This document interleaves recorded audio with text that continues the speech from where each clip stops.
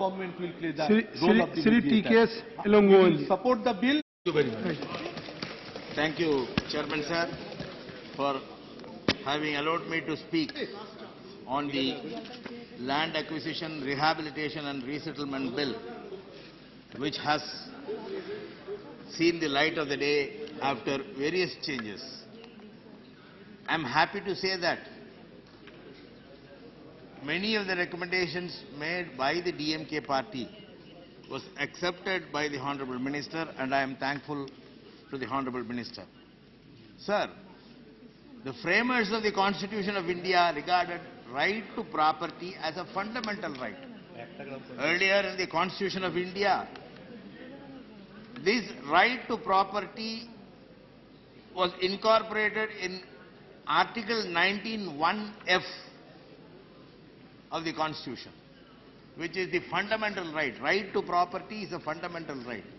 But subsequently, it was deleted from that Article 19 and relegated to Section 300A, which merely says, no person shall be deprived of his property save by authority of law. A fundamental right was taken away and a concession was given to a person who has his property, who shall not be deprived of the property unless saved by law, which means that was taken away by the government. Sir, there cannot be two views on the issue that the Land Acquisition Act 1894 should be repealed. That act has no purpose now. It is a very old act which will have no value now, and most of the problems relating to acquisition of land comes because of that act. So we welcome this act, but at the same time, this bill, but at the same time we want to make certain suggestions. Sir, particularly the price of farmland. The price of farmland differs from period to period. When there are 2 years of drought in an area, the cost of land will go down. The farmer will want to sell it away at whatever price, at a throwaway price, and go for another employment for his livelihood. If there is continuous rain, he will not be willing to sell the land.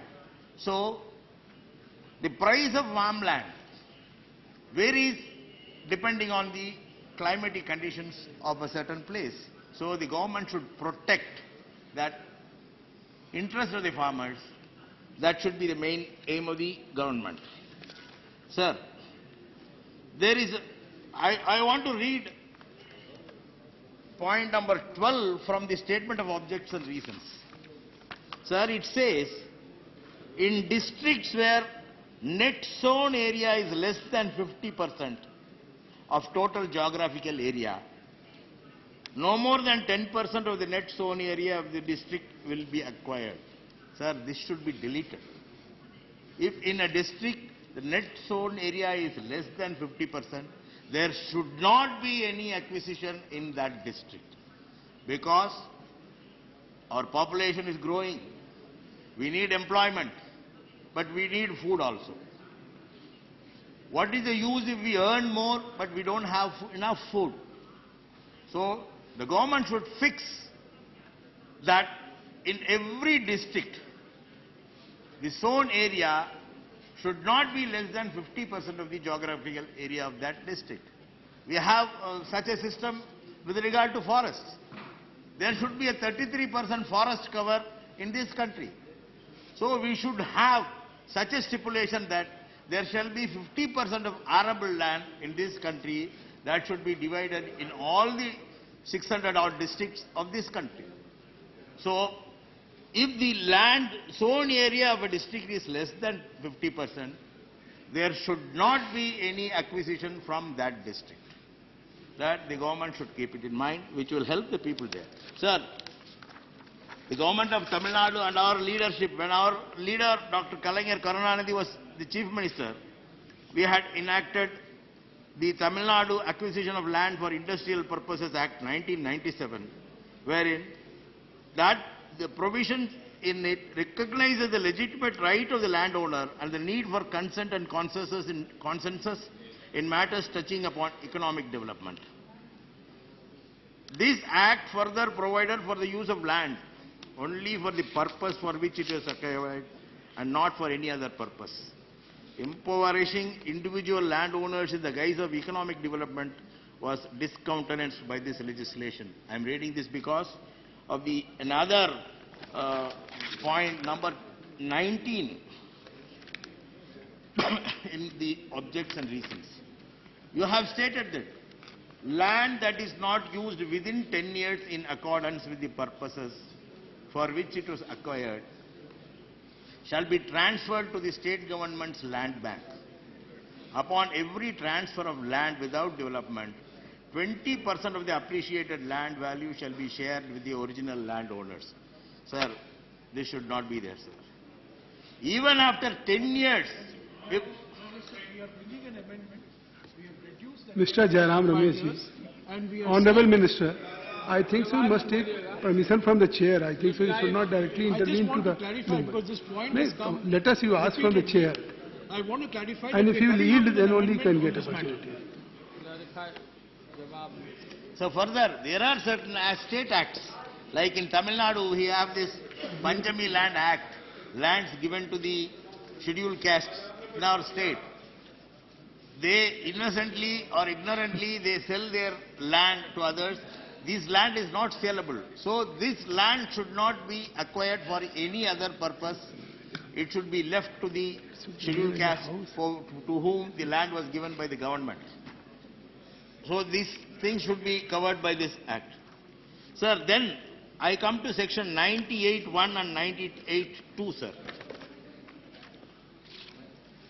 Section 98(1) says, subject to subsection 3 of the provisions of this act shall not apply to the enactments relating to land acquisition specified in 4th schedule. But the other section says, subject to subsection 2 of section 99, the central government may, by notification, omit or add to any of the enactments specified in the 4th schedule. This is totally contradictory. You say that it shall not apply to enactments relating to land acquisition specified in 4th schedule. Then you take up the provision of adding or deleting anything in the 4th schedule, which means the 98(1) will lose its relevance in due course. You will add something, you have the power to add something, and you still say that it shall not apply to the enactments related to land. You fix it. You fix the 4th schedule. You weed out whatever is not necessary.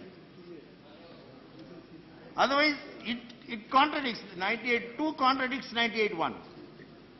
So, I want the Minister to please note that also.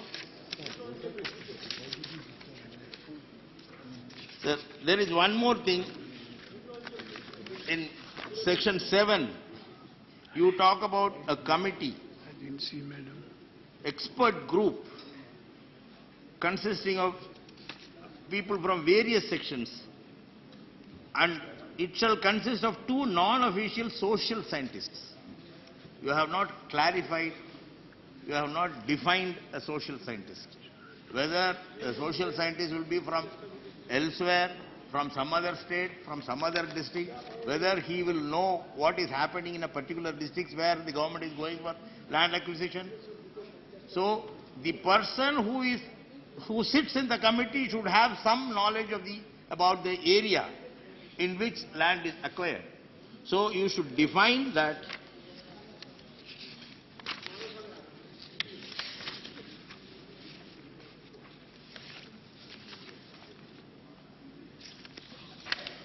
Otherwise, this is a welcome act. We were waiting for such an act which will repeal the 100-century-old act.